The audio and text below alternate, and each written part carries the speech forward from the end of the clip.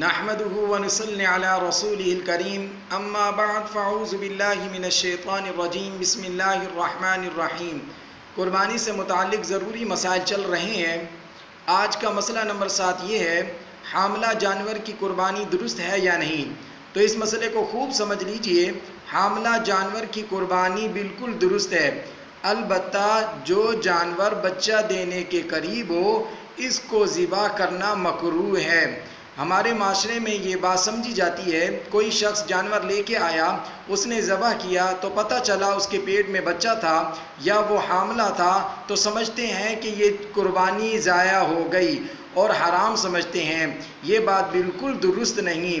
حاملہ جانور کی قربانی بالکل درست ہے، البتہ جو جانور بچہ دینے کے قریب ہو اس کو ذبح کرنا مکروہ ہے۔